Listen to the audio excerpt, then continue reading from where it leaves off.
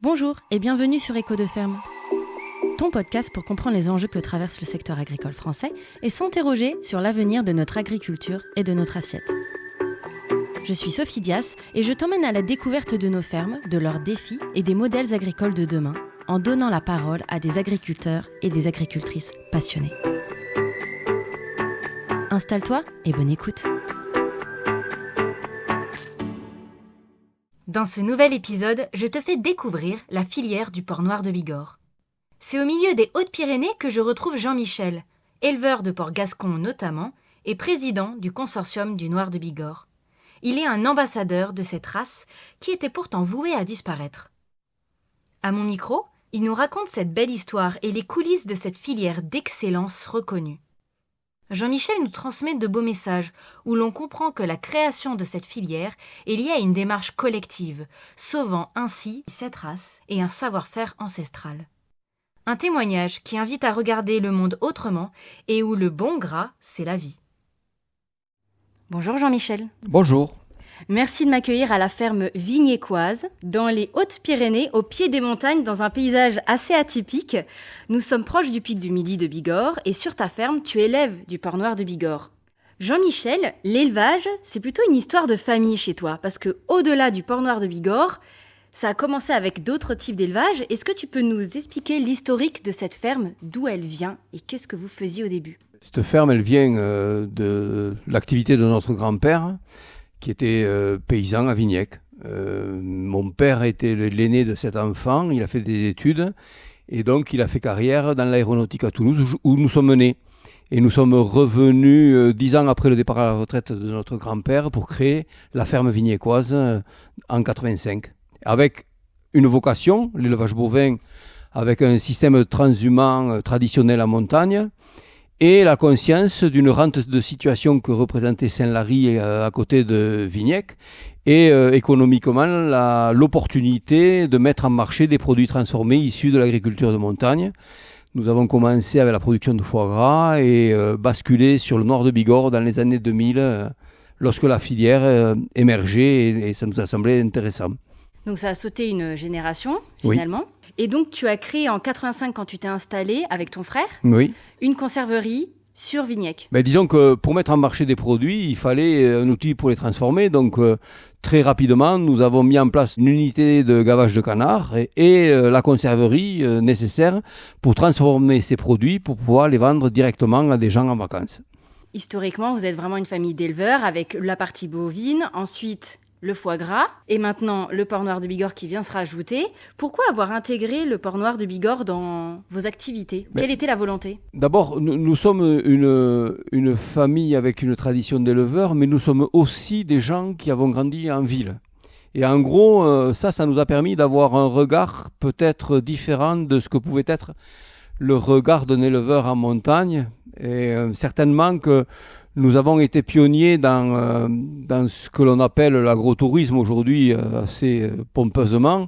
Mais en gros, certainement que notre origine nous a permis d'avoir un regard peut-être intéressant et nouveau sur notre activité de paysan en montagne. Alors, pourquoi le passage du canard au cochon ? Parce que dans les années 2000, l'industrialisation et la banalisation du foie gras a fait que ce produit, qui était un produit à l'origine festif de grande qualité, devenait complètement un produit commun et issu d'une agriculture industrielle qui ne nous convenait pas.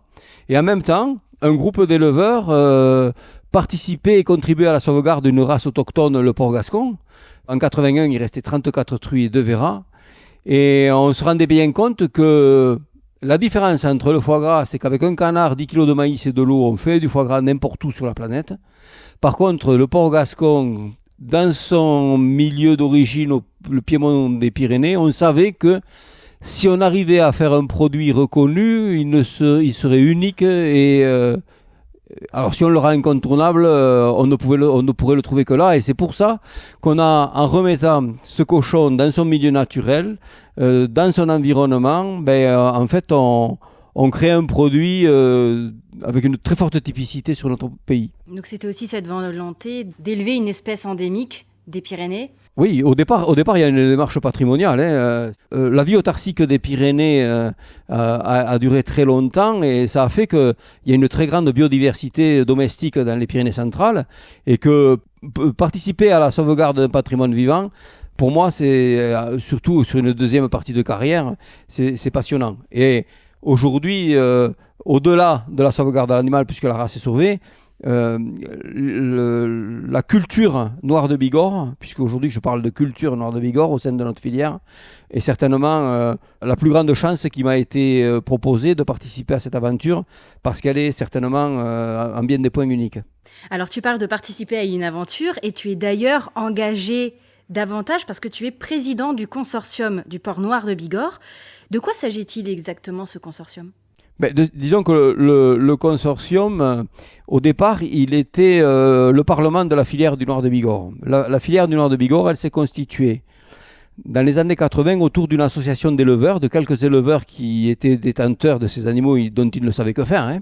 Ces éleveurs, très vite, ils ont créé une SICA dans les années 2000 pour mettre en marché les produits issus donc de ces animaux. Donc une SICA, c'est une société coopérative. Voilà, qui a la particularité, la SICA, contrairement à la coopérative, d'avoir comme associés des agriculteurs et des non-agriculteurs. Très important dans notre organisation, on y reviendra tout à l'heure. Et à côté de cette SICA, très vite a été créée une confrérie. La confrérie, en fait, elle intronise des ambassadeurs qui vont participer à la promotion de nos démarches. Et ces trois structures, elles constituent le consortium. Voilà. Donc, ce consortium, c'est une asso au départ. Et très vite, le consortium a fait une demande en reconnaissance en appellation d'origine protégée. Et donc, à partir du moment, en 2015, où nous avons eu nos 2 appellations d'origine protégée, il est devenu ODG, Organisme de défense et de gestion des appellations d'origine protégée, qui est un signe officiel de qualité, donc qui relève du domaine public. Et donc, c'est en ça que le consortium, il a 3 missions.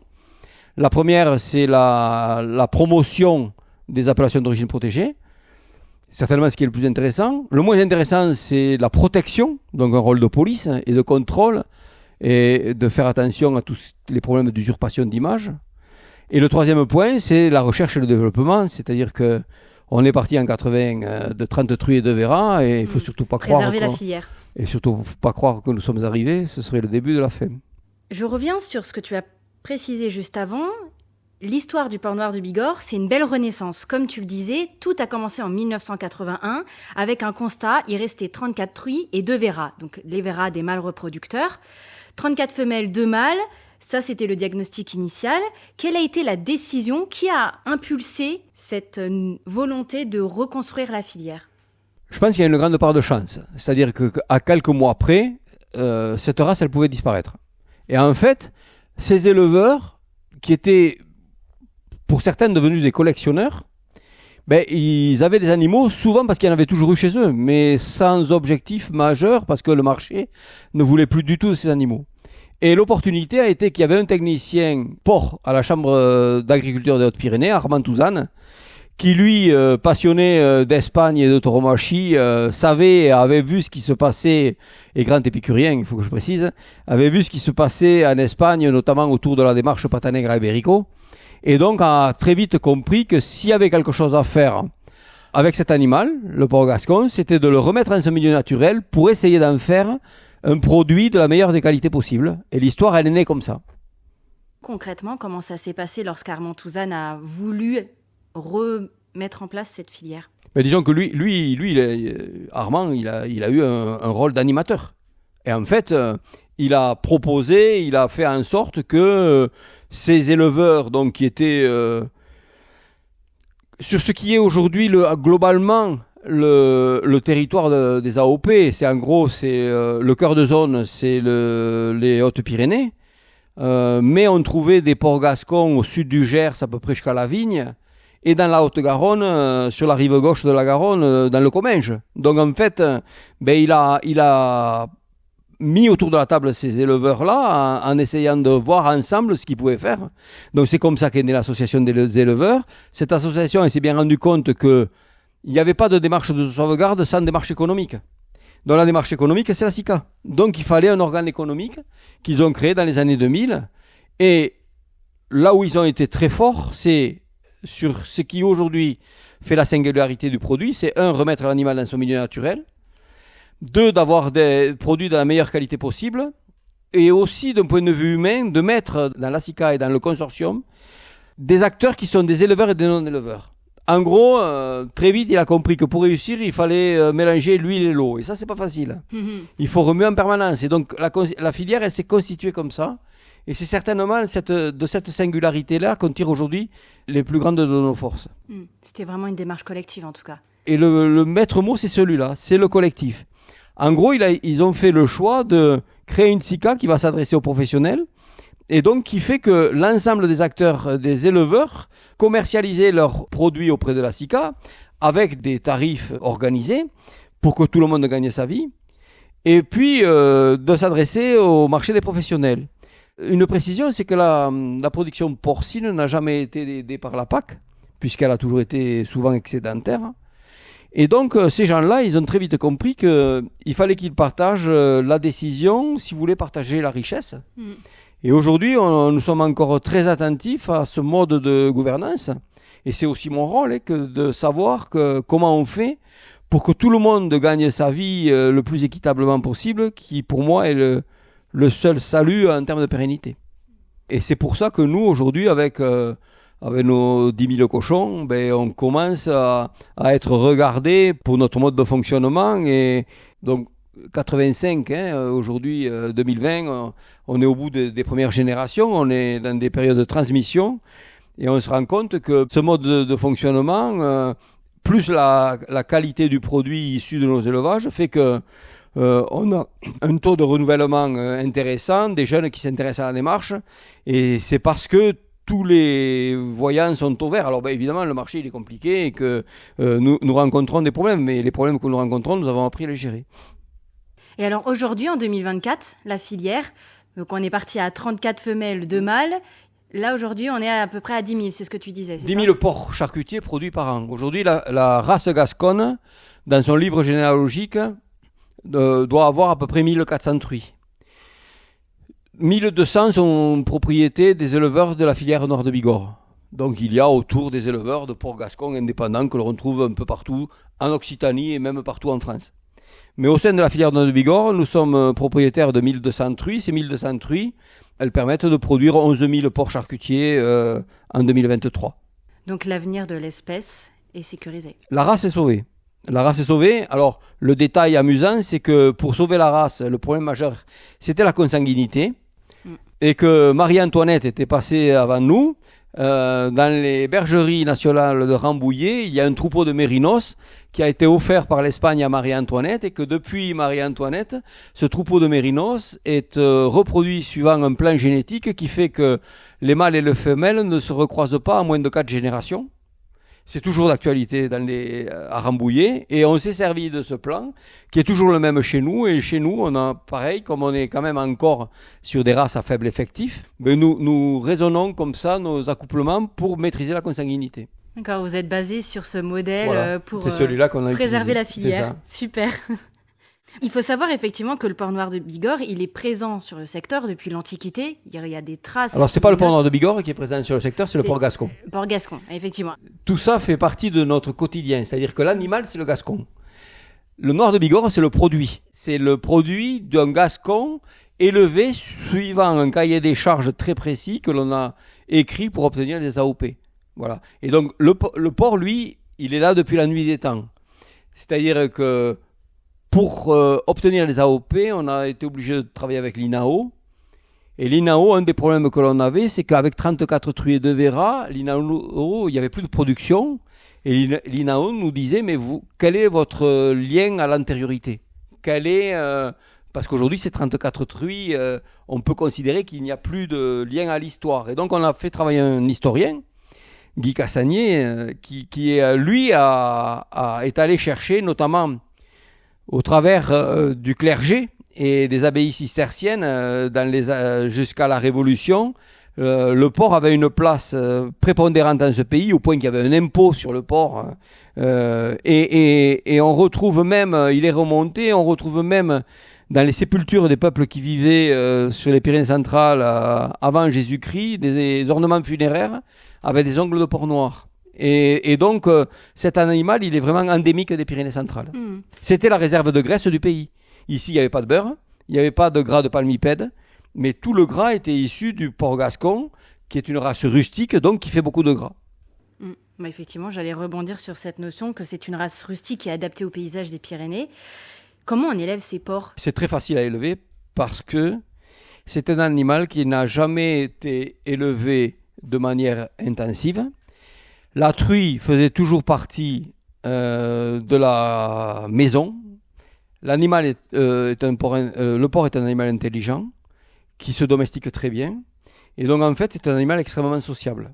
Et de remettre aujourd'hui des porcs, comme on va les voir tout à l'heure, dans leur environnement, c'est très facile parce que l'animal est très grégaire. Il s'approprie son environnement et en fait, il est chez lui. Et donc, moi qui suis éleveur de bovins, par exemple, c'est plus facile d'élever des porcs en plein air que des vaches. Ne serait-ce que parce que la cabane du cochon, c'est là où il dort toutes les nuits, quoi qu'il se passe. Donc, quand on a des problèmes de clôture, l'animal revient toujours. Et donc, ce porc, il est marcheur, donc il a besoin d'espace. Notre production, c'est l'herbe. Et donc, on le met dans un environnement, pas plus de 20 porcs à l'hectare d'herbe. Et toute l'année, il va chercher cette alimentation de base. Nous, on le complémente avec des aliments à base de céréales à paille et de protéines issues de la zone, puisqu'on est en AOP. Et la singularité, c'est qu'on a interdit le maïs et le soja. Alors, le soja, parce qu'au départ, c'était du soja d'importation et que là, plus ou moins transgénique, donc on n'était pas tranquille avec ça, donc on s'en est passé. Et le maïs, parce que le maïs donnait une connotation trop ibérique, trop espagnole à nos jambons, par l'oxydation des acides linoléiques qui font des gras jaunes, qui rancissent au séchage. Et donc nous sommes sur des céréales à paille, essentiellement du triticale. Avec la consommation d'herbes qui est riche en antioxydants, on a des gras qui s'affinent et qui ne s'oxydent pas. Et ça fait certainement la signature de nos produits, notamment dans la différence avec l'Espagne. En termes de durée d'élevage ? 12 mois minimum, mais nous avons un objectif de 120 kg de carcasse, qui fait que dans la filière, nous élevons à peu près 14 mois, avec 6 mois de plein air obligatoire avant l'abattage. Donc c'est un élevage long. Ouais, c'est un élevage long, puisque c'est 2 fois l'âge d'un porc indus. Classique. Voilà.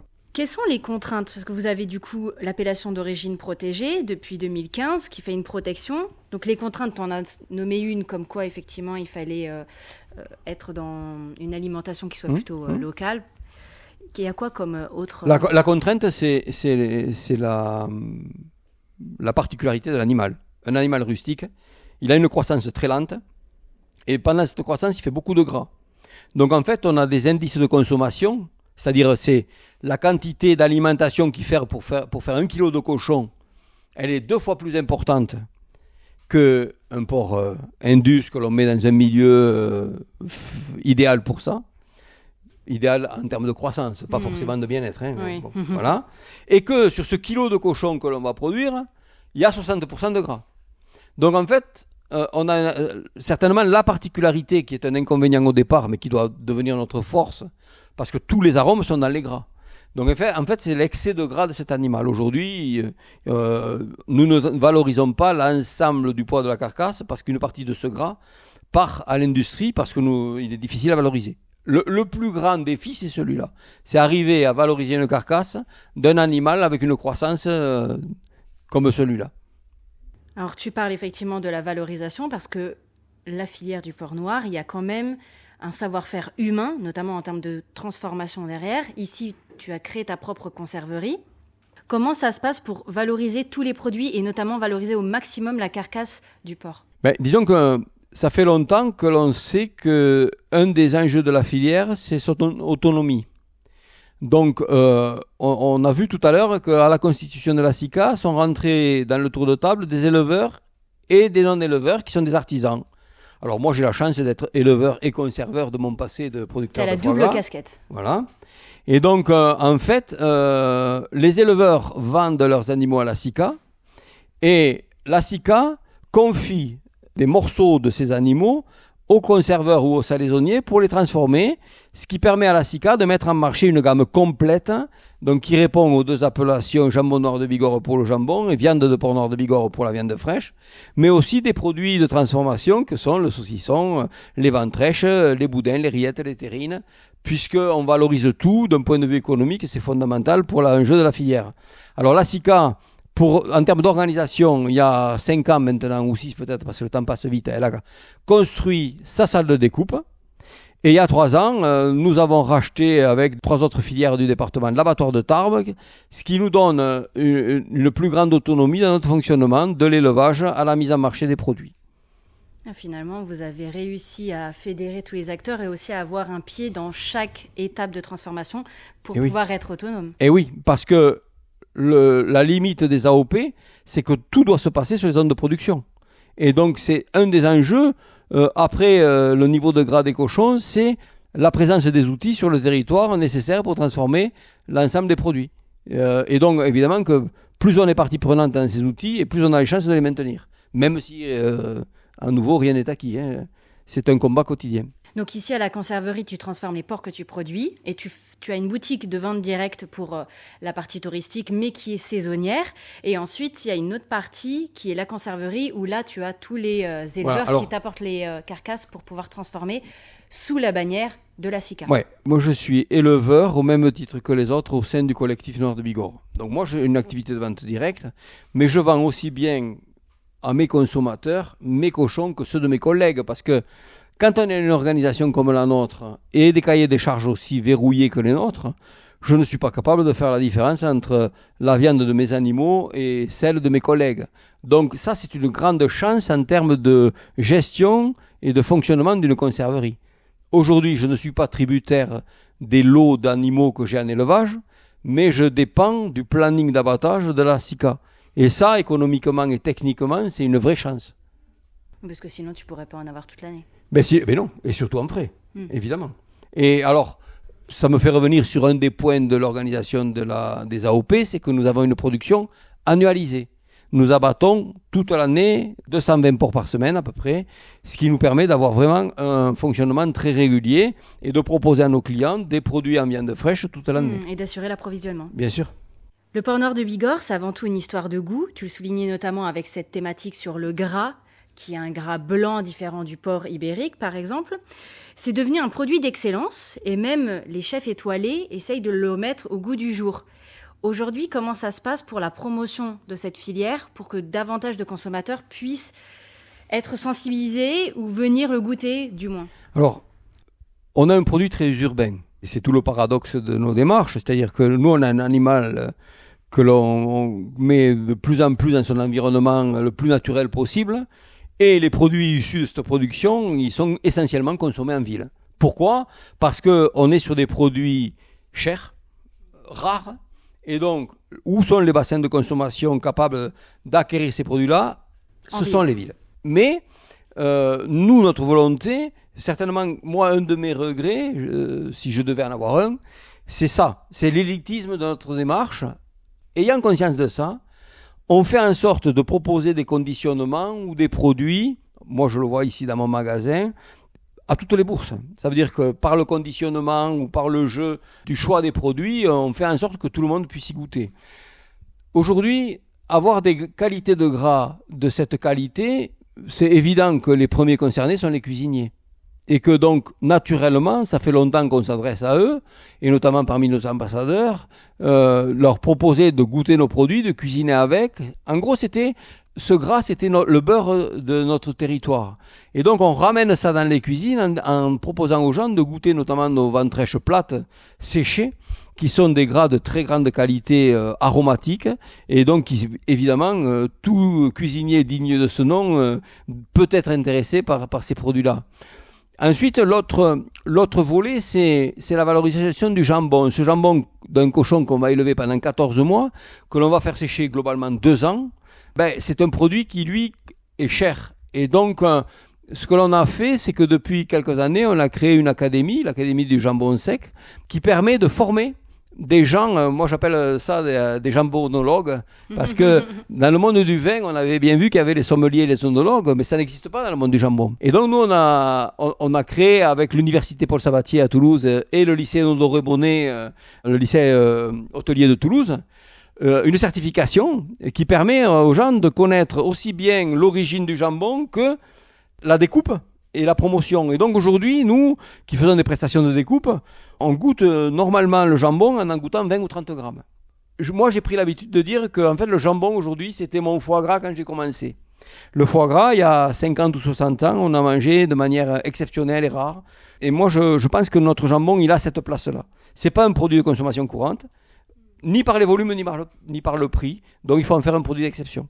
Mais même si c'est un produit d'excellence, voire même de luxe parfois, tu es dans cette optique d'essayer de créer des sous-produits que tu puisses valoriser et que ça soit adapté à toutes les bourses. Moi dans mon activité, j'ai passé une quinzaine d'années à faire des salons. Parce que 34 truies et 2 verras, nous n'avions pas de clients. Le produit n'existait pas.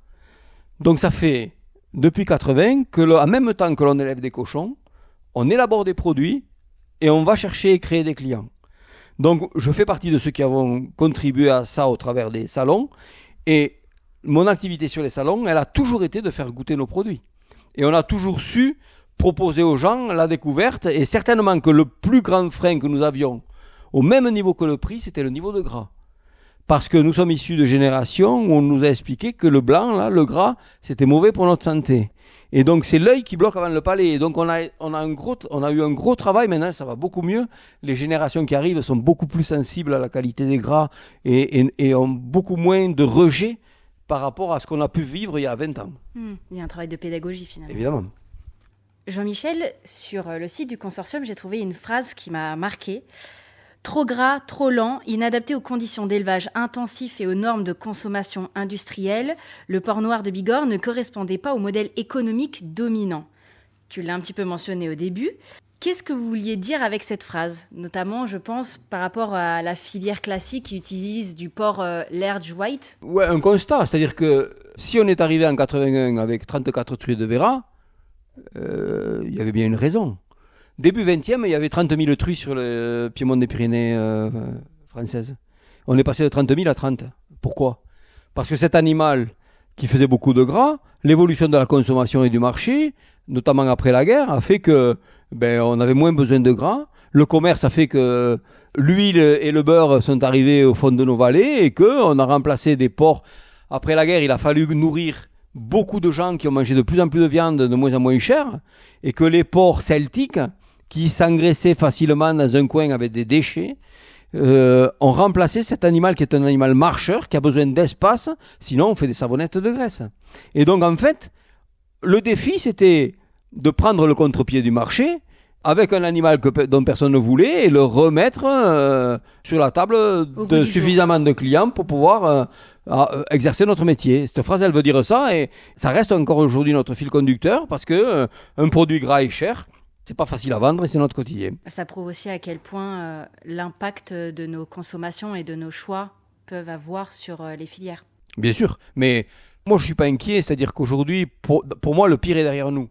L'après-guerre et les 30 glorieuses ont fait que la consommation est partie dans tous les sens, à toute vitesse et de manière inconsidérée. Et qu'aujourd'hui, on le voit bien par les temps de crise, on l'a bien vu au travers de la crise du Covid, la crise sanitaire, l'alimentation reprend un sens qu'elle avait perdu. Parmi les choix, s'alimenter redevient un choix et un acte civique que les gens ont la capacité de s'approprier et s'approprient, et notamment les jeunes. Nous, on le voit auprès de nos consommateurs. Aujourd'hui, s'alimenter, c'est se nourrir et trouver du sens dans la démarche d'achat. Et donc, à nous de répondre à l'attente de la société, aussi bien en termes de qualité qu'en termes de bien-être animal. En 2023, la filière a fait son bilan carbone. Je veux dire, en termes de transition écologique, quelle est la place ?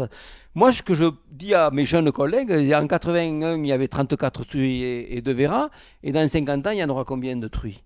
Je veux dire, moi, je mets à peu près le noir de Bigorre au même niveau que les stations de ski dans les Pyrénées. On peut très bien vivre sans neige et sans porc noir de Bigorre.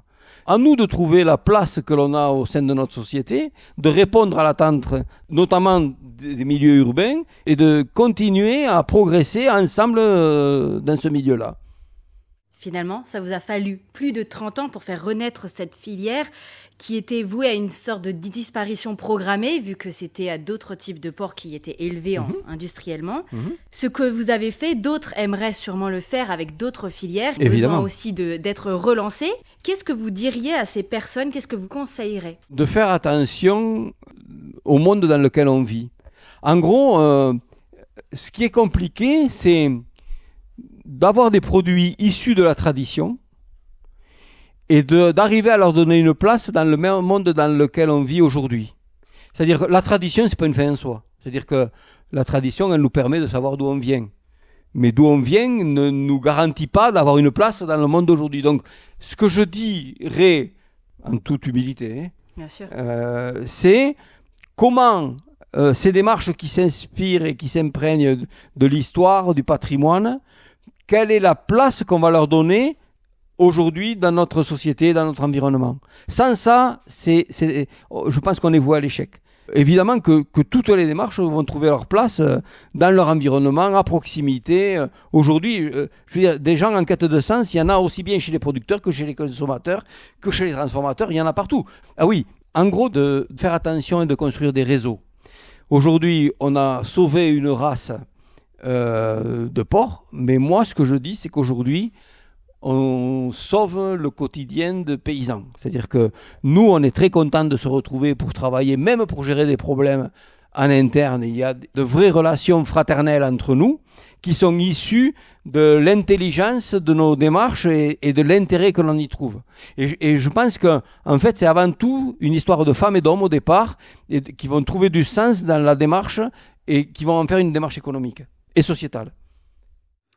Donc finalement, en tout cas dans votre cas, grâce aux éleveurs et au consortium, vous avez réussi à fédérer les acteurs, à protéger l'espèce de la disparition. Vous œuvrez aussi pour promouvoir la filière comme vous nous l'expliquez. Et surtout, d'assurer la traçabilité des produits que vous transformez. Et surtout, assurer la transmission. Bien sûr, c'est ce que tu disais. Alors la traçabilité, nous sommes là aussi pionniers, puisque aujourd'hui, dans la quête de sens de notre consommateur, lorsque le consommateur va acheter un jambon, il va à tout prix savoir d'où il vient et comment il a été produit. Exactement, ouais. Donc depuis 2022, nous identifions nos porcelets avec des boucles numériques qui fait que cette boucle numérique va se transformer en un QR code sur le jambon qui va nous permettre, lorsque l'on va commercialiser le jambon, d'aller flasher le jambon et on va savoir de quel élevage il vient, de quelle commune il vient, de quel parcours il vient. Nous sommes en train de photographier tous les parcours puisque les parcours sur lesquels nous élevons nos cochons sont validés par l'INAO et nous avons 2000 hectares potentiels, ce qui veut dire qu'on pourrait produire le double, 20 porcs hectares, ce qui nous ferait 20 000 porcs, on est à 10 000. Mais aujourd'hui, on a une vraie traçabilité à ce niveau. Et qu'aujourd'hui, le consommateur, la contrainte de l'AOP, qui est le signe officiel de qualité le plus exigeant, elle nous donne les plus grandes garanties sur la qualité du produit. Aujourd'hui, on vit dans un monde dans lequel la communication est partout. Par contre, le fond et la véracité de la communication est rarement garantie. Avec une appellation d'origine protégée, le cahier des charges il est public, il est publié. Nous avons écrit ce que nous allons faire et nous sommes contrôlés. Nous avons un niveau de contrôle excellent. On a très peu de défauts. Et donc aujourd'hui, acheter du noir de Bigorre, c'est acheter une transparence. Et ça, c'est une vraie qualité. Et donc ensuite, l'autre point, c'est la transmission, parce que quand on a 40 ans de métier, c'est qu'on est en fin de carrière. Et le souci, c'est que on est parti d'une bande de copains, éleveurs de cochons, dont ils ne savaient que faire. Sauf qu'aujourd'hui, la SICA, elle a un chiffre d'affaires de 11 millions d'euros. Ça veut dire qu'il y a des enjeux financiers qui rentrent en ligne de compte et qui fait que la bande de copains, c'est devenu une entreprise économique comme une autre. Et comment on fait pour garder le même sens et les mêmes valeurs lorsque les euros deviennent importants, c'est tout le sens de nos démarches. Et qu'aujourd'hui, dans la transmission, être éleveur de noir de Bigorre, c'est autre chose qu'être éleveur de cochons. Tu parles de transmission et donc sur ta ferme ? Alors sur ma ferme, je ne sais pas ce qui va se passer parce que moi j'ai 3 enfants qui font toute autre chose. Et donc, il nous reste 2 ans ou un peu plus d'activité. On verra ce qu'on fait de notre entreprise. Mais la succession et l'entreprise, et la succession chez nous, ne se fera pas familialement. Mais ce n'est pas un problème. Hein. Je veux dire, ça c'est notre histoire. Et l'histoire continuera d'une manière ou d'une autre. Bien évidemment. Jean-Michel, on arrive à la fin de cette interview et j'ai toujours une dernière question. Si tu avais un seul message à laisser aux personnes qui nous écoutent, ce serait lequel ? Quel écho veux-tu laisser aux auditeurs ? Soyez curieux. Je veux dire, ce que je viens de vous expliquer au travers des AOP, aujourd'hui on vit dans un monde extrêmement superficiel, où tout va trop vite. La communication. Nous, on vit dans un monde dans lequel on a un cochon qui pousse pas vite, on a des produits qu'on fait sécher 2 ans, donc on a remis du sens au temps. Donc l'acte de consommation, c'est le même, c'est pareil. C'est-à-dire que derrière le produit que vous avez envie de goûter, alors évidemment il faut le goûter, ça c'est le plus simple. Mais allez voir ce qui se passe derrière, quelles sont les femmes et les hommes qui contribuent à ces savoir-faire, quelles sont les valeurs qui les animent, est très riche de sens. Donc je dirais, soyez curieux. Merci Jean-Michel pour l'accueil sur la ferme vignécoise et la découverte de cette filière du porc noir de Bigorre. Bravo pour cette passion et cet engagement qu'on ressent à travers ton témoignage. Je te dis à bientôt et encore merci. Et merci à toi d'être intéressé. À bientôt. J'espère que tu auras trouvé de la valeur dans cet épisode et matière à réflexion pour ton prochain débat à table. Un immense merci pour ton écoute. N'oublie pas de me laisser un avis et de partager mon podcast pour me soutenir. Je compte sur toi et je te dis à bientôt pour un nouvel épisode sur Écho de ferme.